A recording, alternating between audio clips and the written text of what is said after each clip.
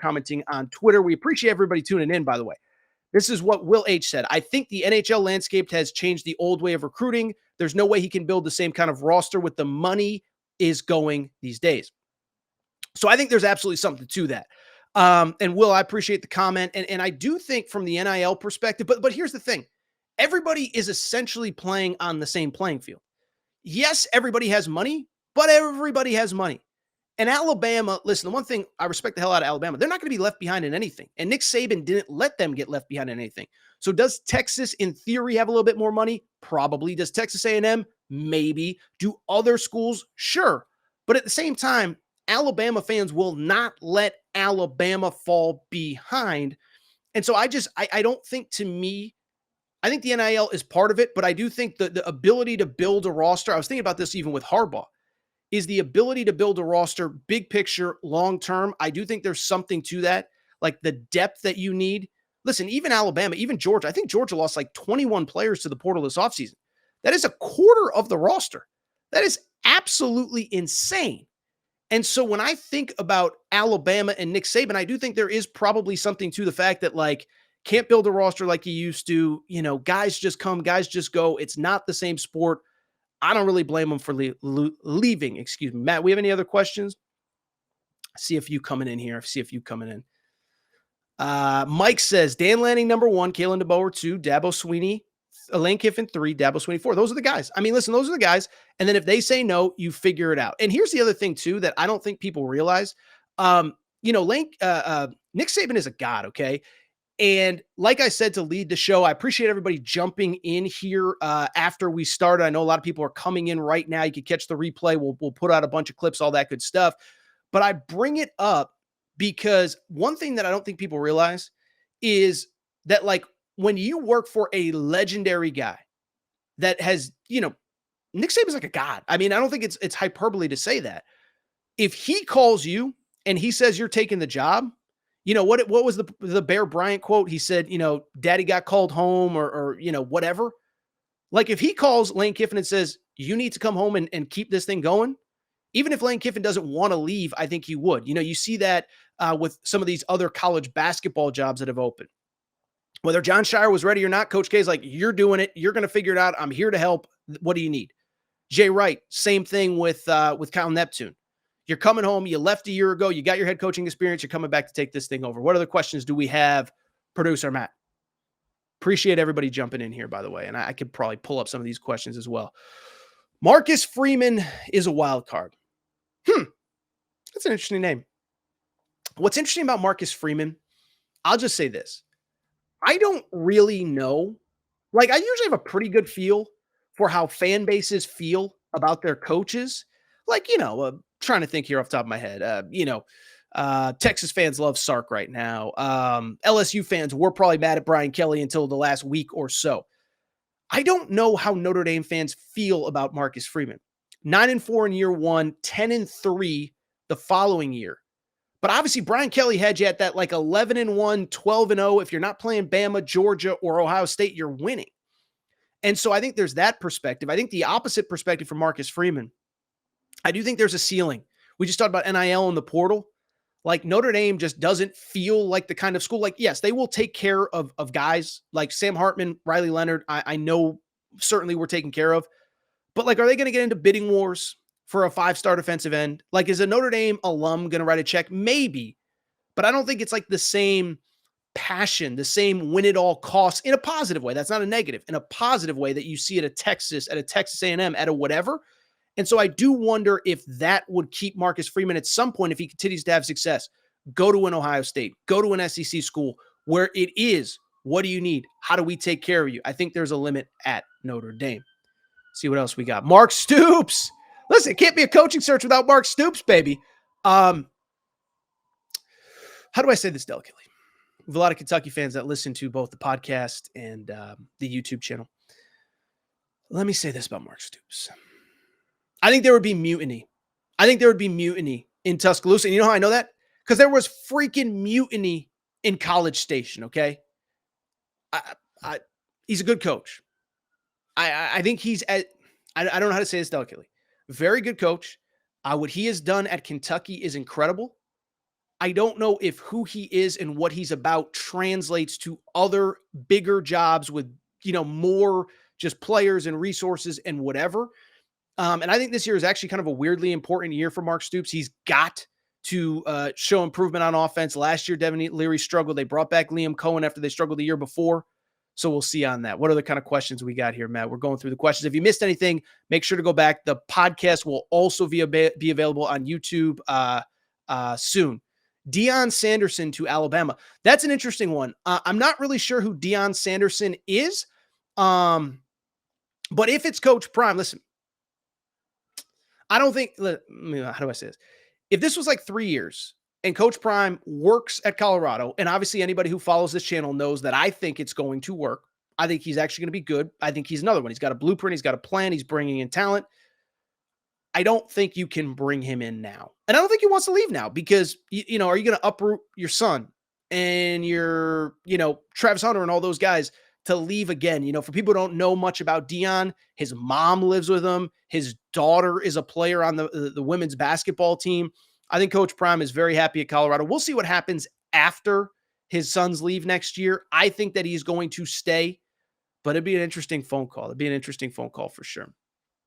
Trying to see what other comments and questions that we have here. Other comments and questions. What else do we have? Dabo to Bama. I mean, listen, I don't know what else there is to say.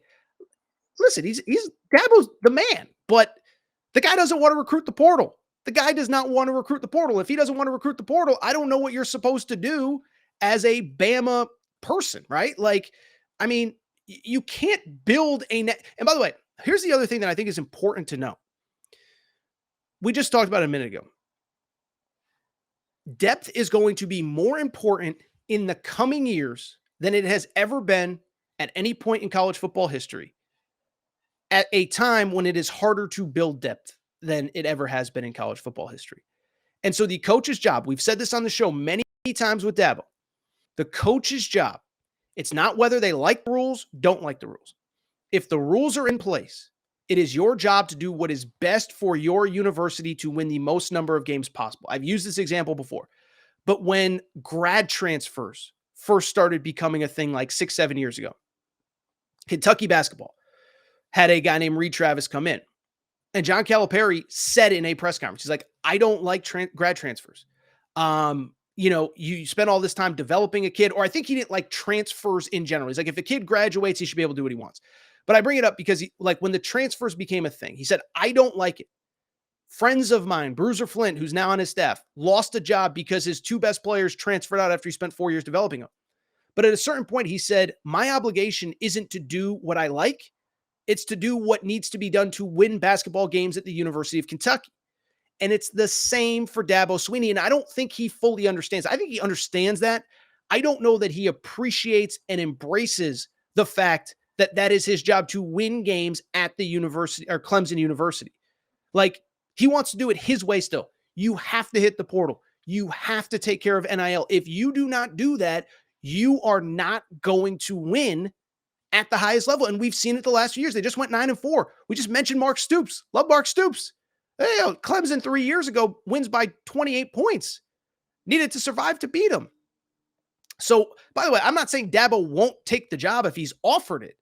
I'm just saying, like, Dabo feels like a 2018 home run.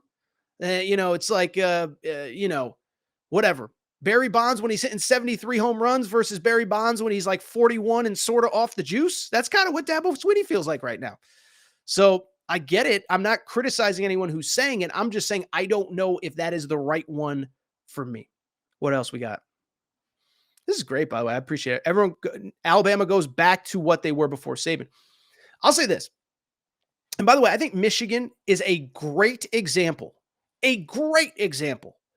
of something that I think is relevant to both Alabama and a lot of college football programs and basketball.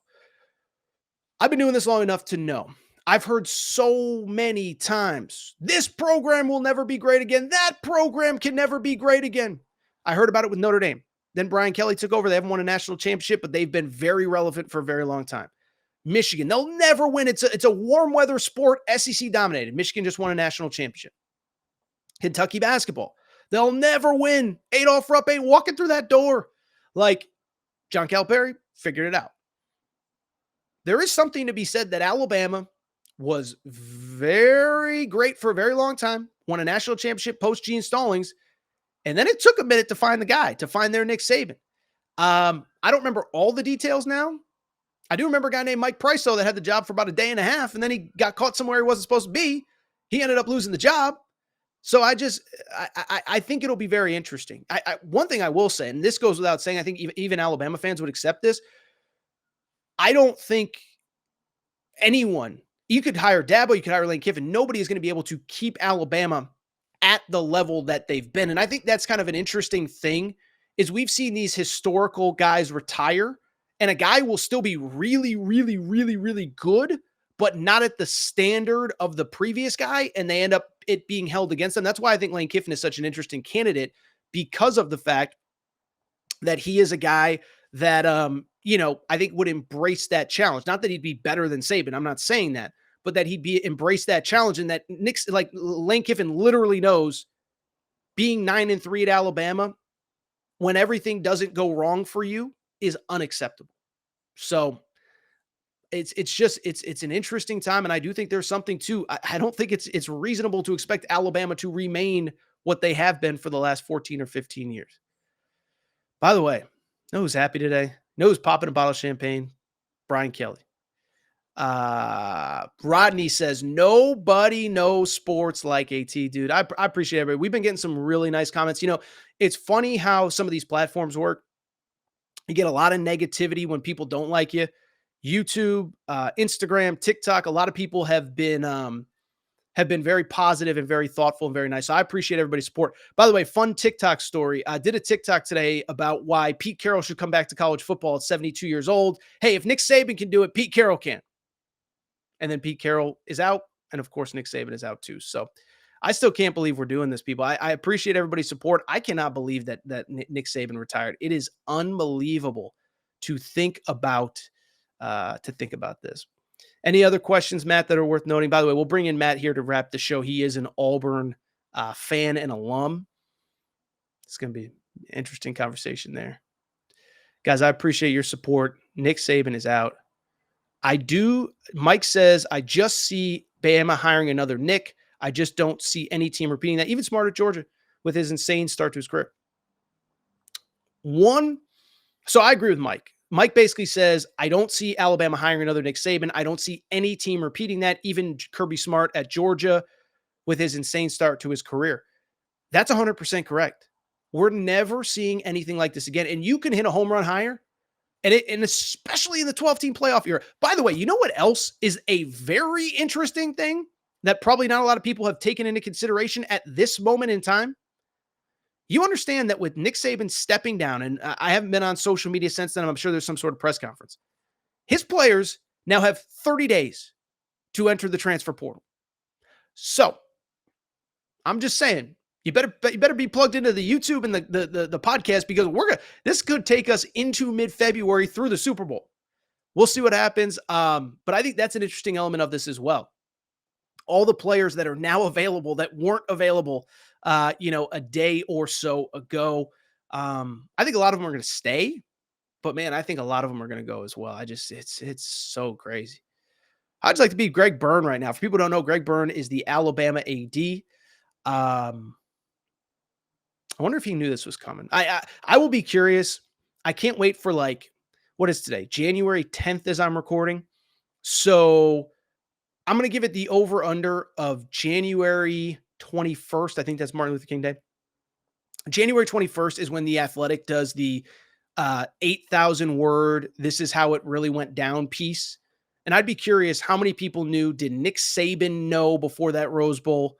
By the way, people get in the comments. There is no way this story is not real, right? There is no way, there isn't, a conflicting report or we're not quite sure or blah, blah, blah, blah, blah. I can't believe it because, like we said to start is that, Saban said, I'm going to coach till I croak. I'm here till forever. I'm going to retire as a football coach. I don't know what he's going to do. I mean, he's going to watch, he's going to probably be on game day. I don't want to say anything inappropriate, but there's someone that's probably a little bit overdue for retirement on game day. And maybe that's the next logical step for him. I mean, he'll still be out there.